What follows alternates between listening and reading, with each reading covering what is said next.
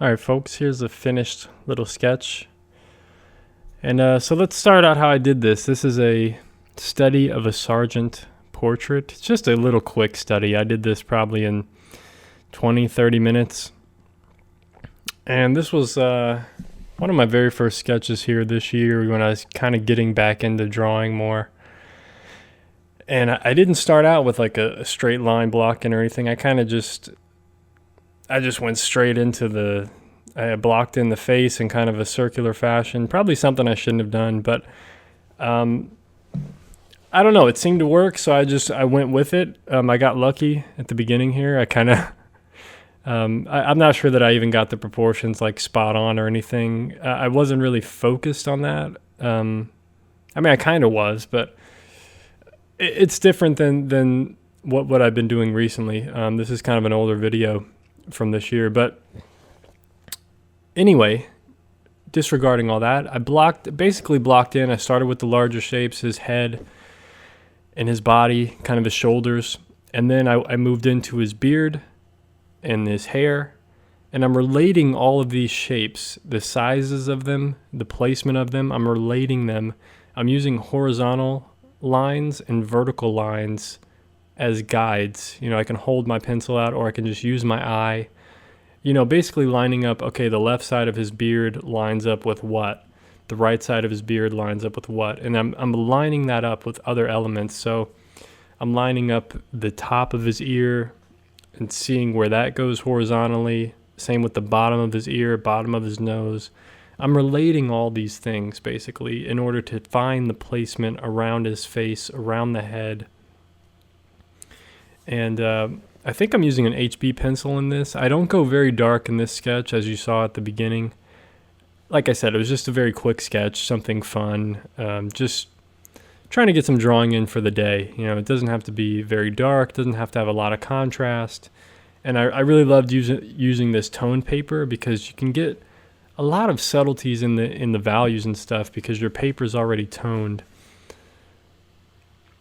And I end up using some white chalk or white charcoal pencil. It's a lot of fun using that. I may have overused it a bit, but either way, it turned out pretty fun. So working on the eyes here, and I'm just very lightly here suggesting the dark values, the shadow shapes around the face. I probably go a little too much into detail at this stage. I should have just been blocking in the entire shadow shape. But I think I felt pretty confident with my placement around the entire head, around the face. But that is one of my problems. I'll start shading the shadow and then I get hooked into, let me draw his eye in there and then draw his eyebrow. I should just be focusing on the value here, focusing on the overall shadow shape.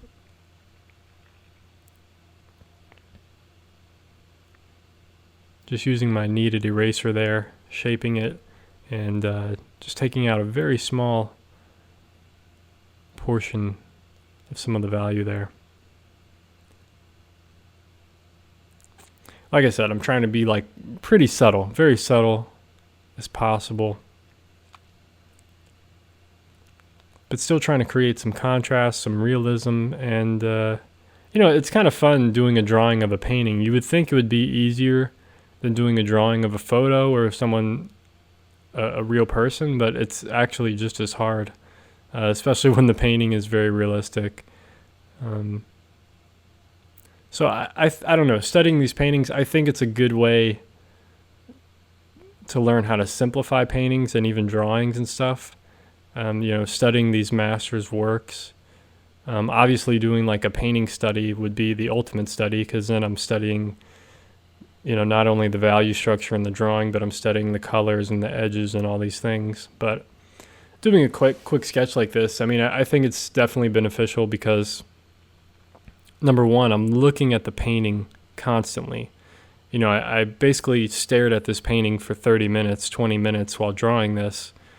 And most people, even artists ourselves, we don't really look at paintings that long. We don't really look at the small intricacies and nuances around something. So I think that's what happens when you study a master's painting. you end up looking at it for a very long time, and you notice things that you don't normally notice when you're just browsing through a museum or looking at photos on Pinterest or online or wherever.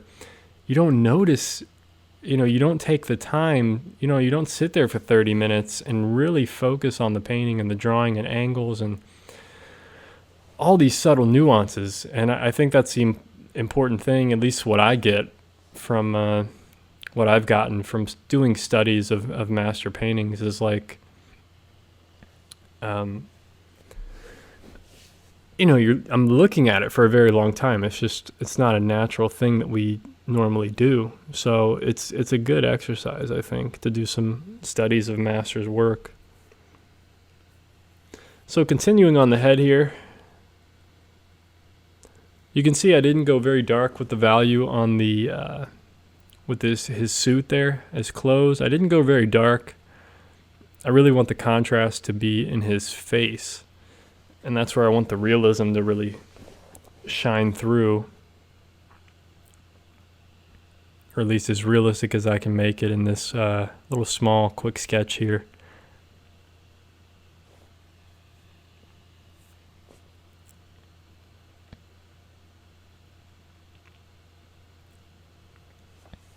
So here I'm really focusing on defining the core shadow and working on edges here. Defining that core shadow compared to the reflected light of the shadow. Trying to show that. I think it came across pretty well. And here I start using the white charcoal pencil, white chalk. This is a lot of fun, man. I really love doing this with the toned paper. I think I'm going to do a lot more of it here in the future and just study a lot of masters' works. But I think I overused this white pencil a bit on this painting. Really, for me, I've used this in a few sketches, and I think I should really only use it in very, very bright highlights, like on the eyes or on the nose, and maybe one other spot. That's probably about it. Using it as much as I did on this, it's not too bad. It still came out okay. It showed kind of the light areas of the painting, and that is part of the study of it. But in the future, I think I'm going to use it a little bit less and focus more on the darker values, getting the darker values to come through, and just the overall structure of the value structure.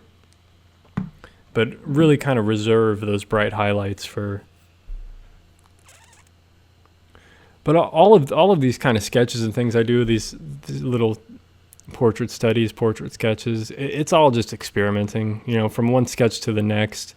Like this one, I'm experimenting with like outlining certain parts of it, using line to show light and shadow. So using a thicker, darker line where there's more shadow.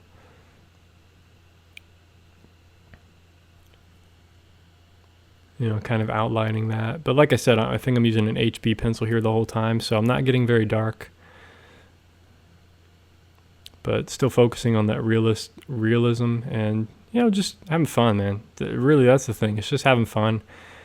So I definitely encourage you, whether you're using any kind of paper, whatever it is, just get a pencil out and start having fun, man. Just start sketching, see what you can come up with.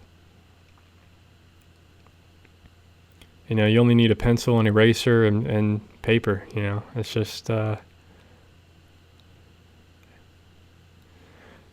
me, it's all about trying to improve my skills of my observation skills. And getting as nuanced and as possible, almost. Obviously, I want to simplify, so I don't want to make it too challenging or too complex.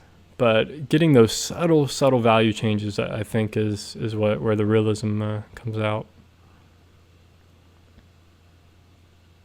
But also keeping it together, that's really the challenge, is simplifying, but also having it be subtle. More highlights there. That really brought it together, those highlights on his eyes. A little bit more on the cheek there, and I think I'm just about done with this sketch. So anyway, hope you guys enjoyed this little video. Hope you learned something. Have fun with it. Thanks for watching. Be sure to check out my other tutorial videos for drawing and painting. Also, subscribe to see future episodes. Peace.